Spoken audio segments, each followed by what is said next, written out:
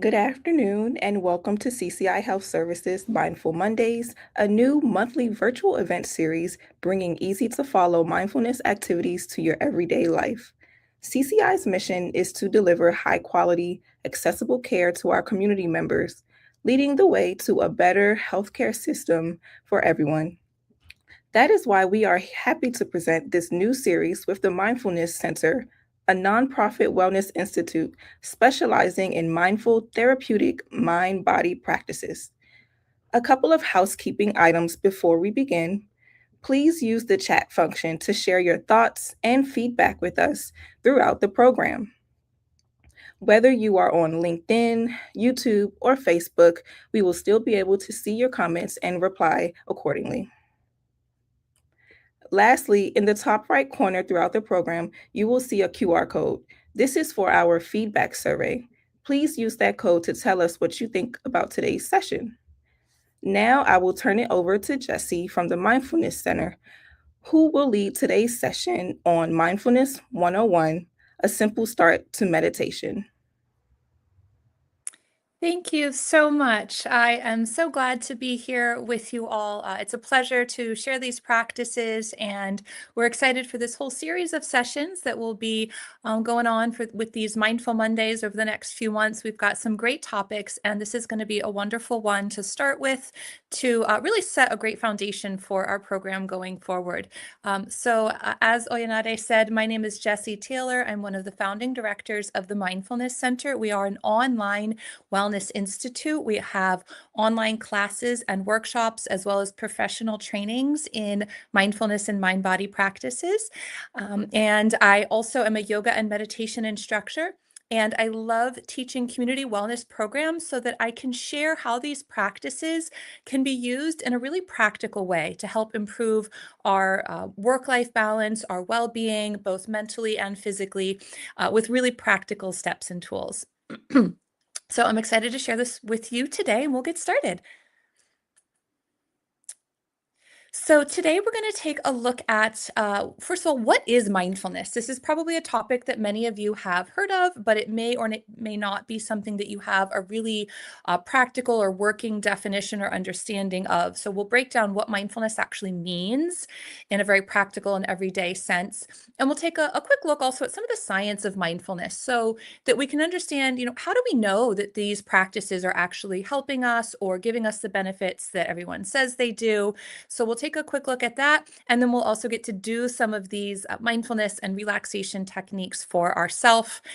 And I would be happy to answer questions at any time. So I think that you have an option to put questions or comments in the chat box or comment box. So we'll be monitoring that. So please feel free to leave any questions there, and I'll be sure to get to those. Thank you. All right, you can go to the next slide. So to understand what mindfulness is, it can be really helpful to understand what it's not. Mindfulness itself is kind of a very ephemeral sort of subject. It's a state of mind, but what does that really mean, or what does that look like, or how does that feel? And so to understand what mindfulness is, it can be helpful to understand what it's not, which is stress. Mindfulness is essentially the opposite to stress. And unfortunately, stress is something that we all tend to have a little too much familiarity with, right? I'm sure if I could see a wave of hands in the audience, and if I asked you who here has experienced stress, that's pretty much all of us, right?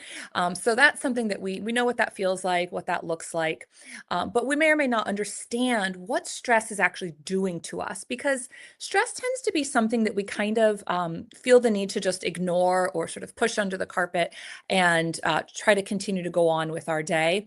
And so we might not actually stop to take a look at what is stress and what's it doing to me.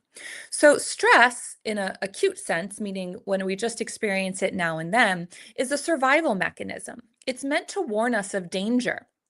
And in that reflexive warning state, it triggers something that we call fight or flight. So that fight or flight response is actually a biochemical reaction in the brain that creates physiological changes in the body that are aimed at prioritizing immediate survival. So either running or fighting. However, on the flip side, mindfulness is essentially the opposite to all that. So mindfulness is a healing state of mind that is initiated when we feel safe. When the brain says, I'm okay, I can take the time to relax and to empower all these healing systems and feel good hormones in the brain and in the body. And in this state of mind, the brain and all of our systems are prioritizing long-term health and well-being. Next slide. So if we want to look at a working definition of what mindfulness is, we could define it as, and there's three concepts here: present-minded, non-judgmental, interoceptive awareness. So three terms, but again, may or may not give us a very good practical understanding. So again, let's compare it to stress. In a state of stress, we could define that as essentially the opposite to mindfulness. In a stress state, or that fight or flight, we are contemplating what's coming next, right? When we're stressed about something, we're thinking about what's impending, right? Either in the short term or in the long term, and we're problem solving. What do I need to do about that? How am I going to fix it? And we tend to be very externally aware rather than internally aware. Okay, so essentially the opposite on each of those. And in a state of mindfulness, we are self-aware. We are aware of our own sensations, of our responses, of how we're feeling and acting. Whereas in a stress response, we're more other aware, externally aware, focusing on what's going on with other people or around us. Okay.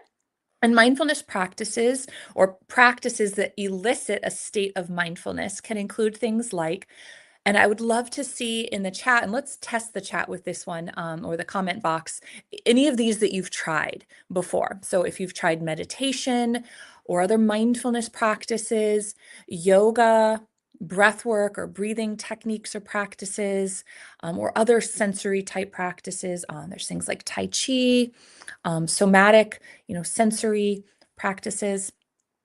So go ahead and throw in the comments, and I want to make sure I'm seeing those. So Leonardo, if you see them and I'm not, will you let me know? Great. So thank you guys for taking a moment to reflect on that. And let's go to the next slide here. All right, so what does mindfulness do? These practices that elicit a state of mindfulness, what is that? Why is that something we'd want to learn how to do? Why is that beneficial? So a state of mindfulness, oh, thank you. I'm seeing some comments here. Someone says, tried many, but not as consistently as I would like. Yeah, that can be difficult to make a habit out of these things. So we'll touch on some tips today on how to make them a little more practical so that it's something we can do more consistently. Thank you for sharing that. So mindfulness initiates a mental state which is contrary to stress, boosts well-being, shifts our neurochemistry, and we'll take a quick look at that too on what it's actually doing in our brains, promotes a state of greater resilience. This is important because resilience is our ability to rebound mentally and physically, right? So when there's a mental challenge or a physical challenge that comes our way, whether that's stress or illness, that we're able to rebound and come back to a state of well-being more quickly. Mindfulness also initiates behavioral change. And this is really important because as we go through this whole series of Mindful Monday sessions, we're going to be looking at different applications of mindfulness. So whether it's mindful communication, mindful parenting, healthy habits, or practicing gratitude, these are all behaviors, okay? And if we want to change a behavior and improve a behavior, or try to let go of negative behaviors and work more on positive or healthy behaviors, those are all changes that initiate through mindfulness. And we'll also take a look at how our brains help us to initiate those new behaviors. And overall, mindfulness brings balance to the systems of our brains and bodies. Next slide. So how does mindfulness do all of that? Sounds good, right? Is that something, clearly if you're here, that's something you'd like to learn about. So how do we know that it's doing that? How does it do all of that? Next slide. So I like this picture because I think it really summarizes what mindfulness is doing. It's this kitten here all sprawled out, and it says, I may look like I'm doing nothing, but on a cellular level, I'm very busy. And that really sort of explains in a nutshell what's happening with mindfulness, but we'll take a deeper look at that. So again, comparing to stress, because they are opposites and we tend to be a little more familiar with stress. What this slide explains what stress does to us. And I'd like to point out the difference between acute stress versus chronic stress. Remember in a previous slide, I was explaining how acute stress, meaning it just momentarily or temporary stress, is a survival mechanism. We need it, right? It's going to help us to recognize a danger and react. But when stress becomes chronic, meaning it's just too prevalent or permanent, we see a degradation in overall health and well-being. So in a state of stress, we see that our breath rate increases, our blood pressure and heart rate increase, preparing us to either run or fight. But sustained high blood pressure is obviously really detrimental to cardiac health as well as long-term health. We see a suppression of the immune system as our brain is saying we need to put energy into running or fighting and not put energy into, for example, fighting off a cold. We see an inhibition of digestion, as again, our brain is saying we don't need to put energy into digesting our food optimally. We see an imbalance of hormones skewed towards stress hormones rather than the relaxation, feel-good hormones. We see an increase in cholesterol and sugars in our glucose in our bloodstream as our body is saying we need to cling to that energy to be ready to run or fight. But of course, long-term chronic high blood glucose levels and cholesterols are detrimental to health. We see an increase in inflammation as our brain and body are again saying it's reacting to what it's perceiving as a threat in that fight or flight. And so it's perceiving that we may receive injury. And inflammation is how our body responds to injury. So again, in an acute sense, temporary inflammation is a good thing. It helps our body to fight pathogens, colds, infections. But chronic inflammation has been found to be, at the very least, an aggravating factor, if not even a causing factor in all major chronic diseases, including arthritis, cancer, asthma, diabetes, heart disease. So having that chronic inflammation is not a healthy state. And the other thing to notice is that stress can become conditioned. So if we're experiencing stress too often, it becomes a conditioned state of mind. This is that lack of resilience. When a mental stressor comes our way, we tend to become stressed very quickly and stay in a stressed state rather than coming back to a more balanced state. And that can have a chronic impact on mental health, of course. All right, next slide. And so what we have here is a little picture of a bell curve. We see on the one side of the bell curve a state of sleepiness or restfulness, then just a little bit of stress we might think of as we might feel alertness and maybe even an optimal state of stress. We probably wouldn't call it stress in that state. We might call it something like motivation or inspiration, that little bit of energy that helps us to stay on task and complete challenges. But when we get to the far end of the bell curve, where stress just becomes too overwhelming or too chronic, we see increased anxiety, a lack of performance, we become disorganized, health starts to decrease. So I wish I could give you all a magic wand that could just take away your stress in life. Unfortunately, I can't do that. But what I do hope to be able to do is give you some tools to come back from that far end of the bell curve to a place of greater balance and resilience and to have the tools to help you get there. Next slide. So I know that all of that information about stress might have been a little stressful, but the good news is that we have essentially an antidote or an opposite too, and that is called the relaxation response. So this is the response that is the opposite of the fight or flight response. It's what is elicited by mindfulness practices. This is a term that was coined by Dr. Herbert Benson from Harvard as he studied mindfulness and mind-body practices. And what he found is that this state of relaxation response, or we might call it a state of mindfulness, is incompatible with the stress response. He is the one that discovered that it is basically that opposite too. And in the relaxation response, we see that the immune system is boosted, mood and mental health improve, digestion and metabolism improve, i.e., we have better energy, and healing is promoted overall. And the good news here is that mindfulness can also become conditioned. Just like stress can become a habit, so too mindfulness could become a habit instead of stress. And so this is where we see that improved resilience, that when mental or physical challenges, whether it's found to benefit both. So whether it's a cold or an injury, recovering from surgery. There's been research on that, or mental stressors like just a big stress or a trauma in life. That when we have a regular mindfulness practice, we can recover from those and come back to a state of well-being more quickly.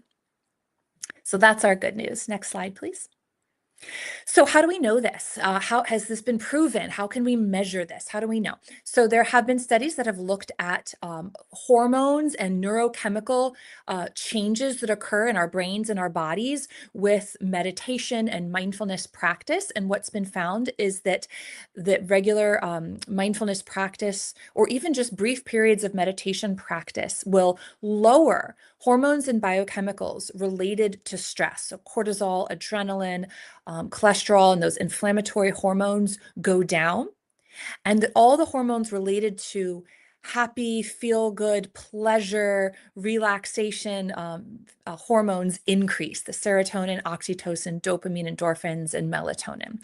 So overall, we feel better, we feel less pain, more pleasure, more relaxation, more ability to sleep well, all goes up whereas those stress hormones go down. Another really fascinating area of study in the arenas of mindfulness and meditation is the study of neuroplasticity, which is essentially the idea that our brains can grow, and they can grow beyond childhood. It used to be thought that our brains develop during childhood and then that's it. As an adult, our brains don't really change or grow, but the field of neuroplasticity shows us that in fact they can, and that mindfulness and meditation practices can help to essentially grow your brain. Regular meditation practice has been shown to increase the actual density and size of areas of the brain linked to things like learning, decision-making, self-awareness, emotional regulation, behavior, and overall balance and homeostasis. And this is what's going to be important when we come to that concept I talked about of behavioral change, when we want to go into things like practicing and experiencing more gratitude in life, or being a more mindful parent, or just being a more balanced and productive person at work. These are all behavioral changes, and it functions because meditation will literally grow the areas of the brain that regulate those behaviors. So pretty cool stuff. Next slide. And last but not least, mindfulness has been shown through numerous studies in workplaces and schools and also personal relationships to improve those relationships. Research suggests that mindfulness can strengthen relationships by helping people to feel more fulfilled, relaxed, accepting, compassionate and empathetic, and connected, while also supporting more positive interactions in families, workplaces, and communities. So you've come to the right place to learn all of these practices. Next slide, please. We're going to come into our mindfulness exercise in just a few minutes here. I wanted to pause and see if there's any questions. I know that was a lot of information that I just sort of threw at you. So we're going to bring it all down and go into some relaxation and mindfulness exercises. But if there's any questions, please feel free to post those, either about what I've just discussed or anything I haven't addressed. If there's any questions you came to this program with that you'd like me to address, please feel free to put those in the chat. And if it occurs to you at a later point in time, please feel free to still share that. And maybe if we'll have a few minutes at the end, I can also come back to those as well. Okay. All right. So as we come into our mindfulness practice, I want to first suggest that you find a really comfortable position. So I can't see you, but I imagine that you're either maybe seated in a chair, maybe you're listening from home or work or wherever you're joining from. Find a position that allows you to be really comfortable and also with your shoulders back. And I want to make sure if I can ask real quick if folks can see me. I know I've been sharing the slides, but I don't know if people can actually see me personally. Maybe someone could throw in the comments or the chat and just confirm, because I want to make sure that folks can see a little bit about my posture. Yes, you can see me. Okay, great. So we want to have, okay, thank you. Shoulders back. Typical posture might be to sit kind of hunched when we're working at computers or looking on our phones. And when we sit hunched, this rounds our shoulders forward, which compresses our heart and our lungs, immediately raising blood pressure and making it harder to take a deep breath. This also, in order to look forward, we then have to do this, which compresses the back of the neck and actually restricts blood flow and oxygen flow to the brain. So just by drawing our shoulders back, we'll decompress the heart and lengthen the neck so that we can take a deep breath without restriction and get that good blood flow and oxygen flow to the brain. So let's just bring a little attention to your posture as you get comfortable. So you can lean back, but shoulders back. If you're somewhere that you can lie down, feel free to do that. If you're using a pillow, just make sure the pillow's not compressing your chin down onto your neck and that your airway is open. And then once you've found a comfortable position, you can go ahead and close your eyes and bring a little more attention inward, making any further adjustments to your posture or position. And that's not just a polite invitation to get comfortable, but it's our first step in our mindfulness practice. Remember, we defined mindfulness as present-minded, non-judgmental, interoceptive or internal self-awareness. So we're going to bring attention to ourself and notice our posture. Notice how we feel. Notice if there's any tension that we've been holding from our day. Start to let that go as you begin to breathe deeply and slowly in and out through your nose. And so the other parts of that definition of mindfulness, present-minded, so we're bringing attention to how we presently feel, the sensations in our body. Non-judgmental, and that doesn't just mean like the judgment like oh, her sweater's ugly, right? It's not that type of judgment. It's like problem-solving judgment. Like, what do I need to do to fix a problem? So that's what we're letting go of. We're letting go of this need to problem solve or accomplish anything right now. All you need to do in this next little bit of time together is just be present with yourself and whatever you experience. There's no good or bad here, no right or wrong. Just allowing yourself to be. The only good or bad would be, can I breathe easily? Am I allowing myself to be comfortable? Am I allowing myself to be present with my experience right here, right now? And so as your awareness draws further inward, let it come to settle upon your breath. And notice the natural rhythm of your breath, the way the breath knows what to do all on its own. The breath is a very unique function in our brains and bodies. It's the only function that we can do both completely consciously and subconsciously. Other functions like the beating of our heart, our digestive system, our immune system, we don't have any immediate control over that. We can't just say blood pressure go down or immune system boost,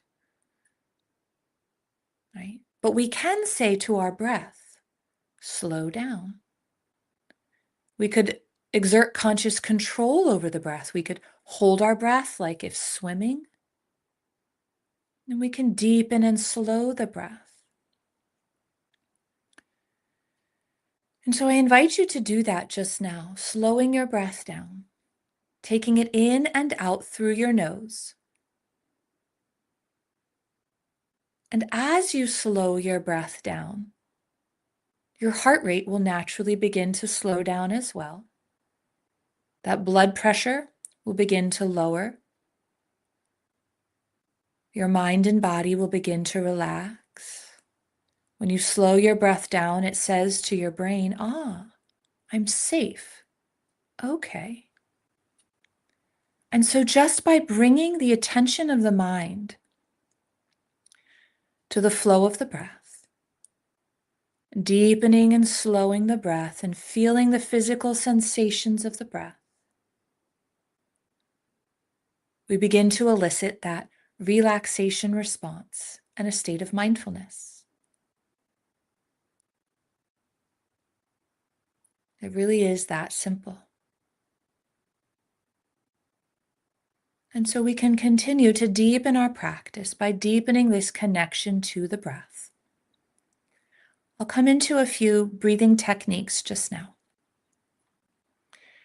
And so throughout this practice, we'll be breathing in and out through the nose if that's comfortable for you, as breathing through the nose helps to slow the breath down, getting more oxygen into the brain and our bodies, and releasing carbon dioxide.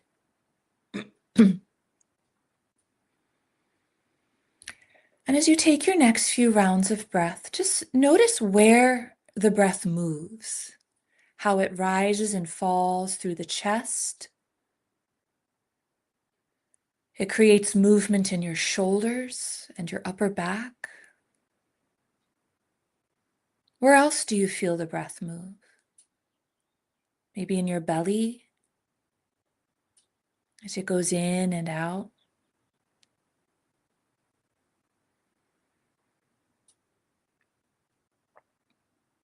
As your shoulders rise and fall, maybe you even feel a slight movement in your arms.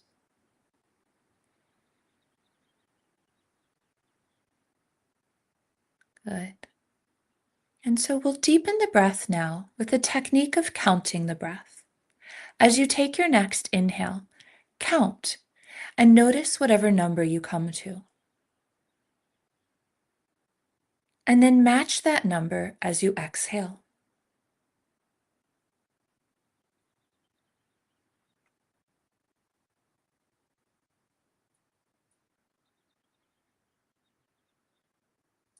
Good. Another round just like that.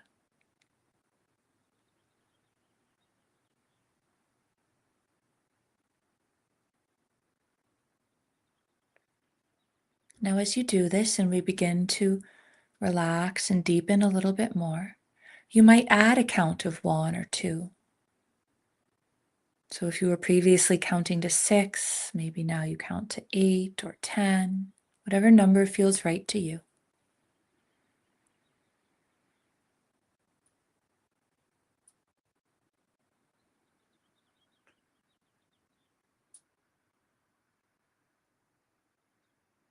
Good, another round like that.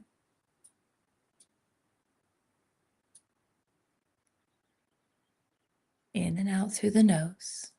Good. Now we'll shift our counting slightly so that our exhale is longer than the inhale.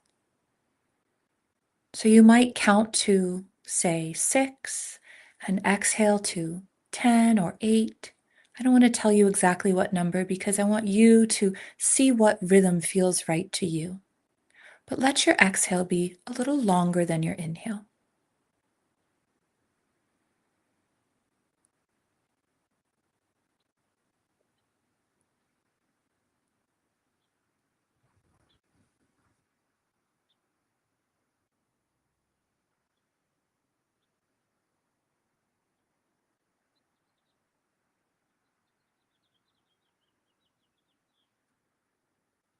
Good.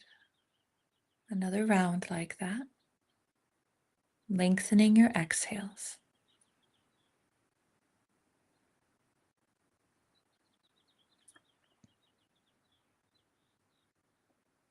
It's known that as we exhale, that is when our blood pressure goes down, the heart rate slows down, and we generally release tension as we exhale. So, letting go of this technique of counting the breath, we'll now just take a cleansing breath together. This one we're going to do through the mouth.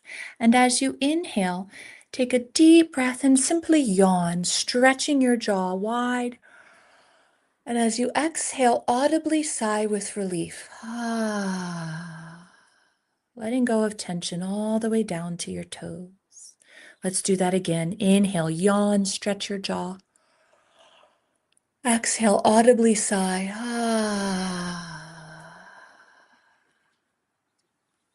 Good. There's a reason we call it a sigh of relief. There's so much tension that can be released from the body with the exhale. Now closing our mouth again and coming back to breathing through the nose. Reconnecting with the sensation of the movement of your breath through your body. Feeling it move not only through the space of your lungs, but feeling your shoulders rise and fall. Maybe you feel some movement in your back against the chair or the ground if you're lying down. With each breath,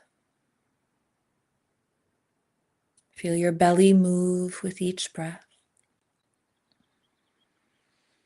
I invite you now to place your hand on your belly and take a deep, normal inhale. And then as you exhale, pull your belly towards your spine, like you're squeezing a sponge, wringing out the breath. And then just relax to inhale. Take a normal inhale. And then again, pull your belly in, navel to spine, to exhale, like you're squeezing out the breath. One more like that. Relax to inhale. Normal inhale through the nose. Exhale, pull your belly in, rounding your spine slightly to press out the breath. Good. And then relax, just coming back to a neutral position. And regular slow breaths through your nose. So we've moved the breath around, feeling it move through our back, our shoulders, our belly. Know that your breath does not just happen in your lungs, but from your lungs, the breath is shared with your heart. And from the beating of your heart, that breath is shared with every muscle and cell in your body. So we'll bring our attention now down to our toes and the soles of our feet. Bring a little wiggle to your toes, feeling them move as you take a deep breath. And maybe wiggling your legs a little bit. And as you breathe deeply, imagine that you are breathing throughout your legs into the soles of your feet. Which in fact you are, because you would not be able to feel and move the legs if there were not oxygen in those muscles and cells. And now let your legs relax as you take several more rounds of deep, slow breath.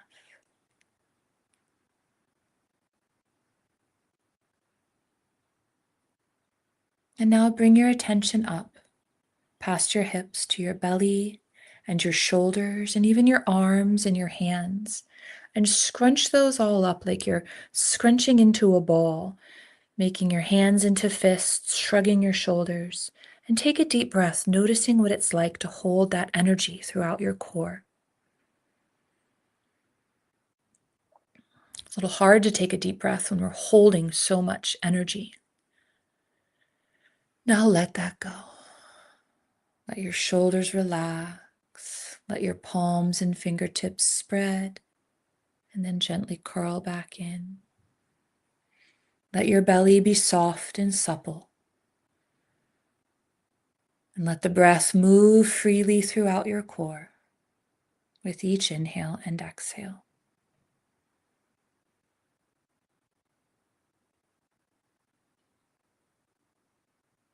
Now let your attention come into the mind itself and bring just a little tension into your mind by furrowing your brow and pursing your lips, as if trying to concentrate very hard or remember something just beyond your recollection. And take a deep breath, holding that, recognizing the power of our minds. And now let that go. Let your facial expression relax into one of ease. Let your forehead and eyebrows relax. Let your lips and your jaw relax. The mouth is still closed, with your tongue resting gently against the roof of your mouth. Your whole facial expression is one of ease. Do we find that the mind, like any muscle, can let go and relax, leaving your mind clear and open, like the sky on a sunny day? And it's not that there will not be stray movements of the mind as thoughts drift through your awareness. Or maybe you hear something in the space around you.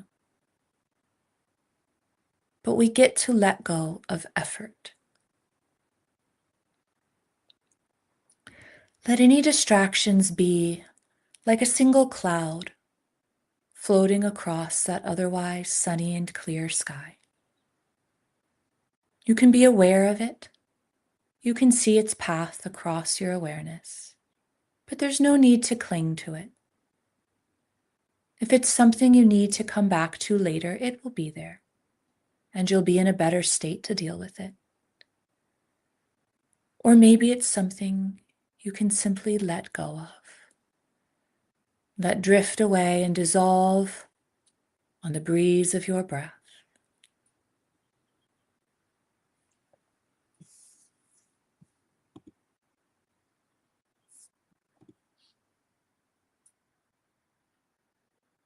Let your attention come back to the sensation of the flow of your breath, the sensation of your body resting right here, right now.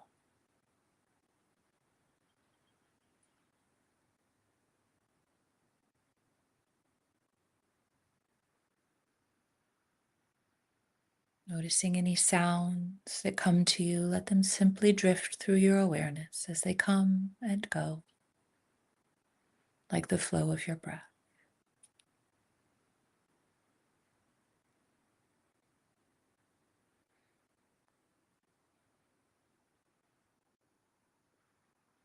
All you have to do right now is just be.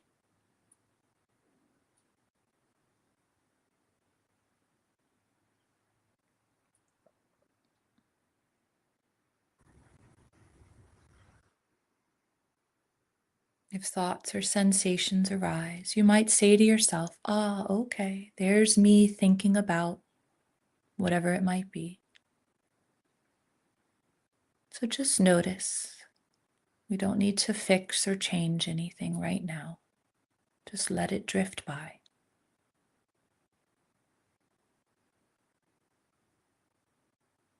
Good.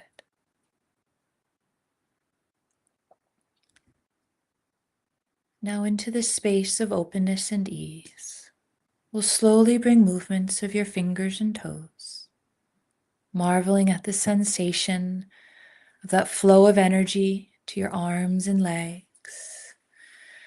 And make your way to sitting upright, gently and slowly, opening your eyes. So notice how you feel just now.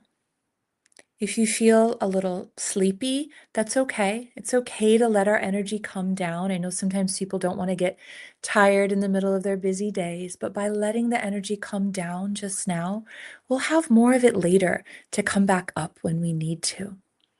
So take note of how you feel right in this moment. If you'd like to share in the chat, I would love to hear how you feel. I have a few more, just another minute or two for any questions that might arise. And I'd like to also go to the next slide just to share a few resources. So we did a few different exercises today. We did some breathing techniques. We did the just yawn and sigh. That's an easy thing you can do anytime. We did the counting your breath. We did a progressive muscular relaxation, checking in from feet, legs, core and shoulders, even our facial expression in our minds, noticing the breath flowing through each space, consciously bringing a little tension in on purpose so that we can then more consciously let it go. And then we did a little bit of a more formal meditation, just noticing our thoughts or sensations as they drift through the mind. So you might ask yourself, when can you do these things throughout your day? It's not that we have to stop our day to be mindful, to practice mindfulness and meditation, but we can bring these practices into our everyday. So when interacting with family members or coworkers, we might notice, what's my facial expression? Am I holding tension in my shoulders? While sitting at your desk at work, you might notice, what's my posture? Do I need to release some tension? Or am I breathing deeply?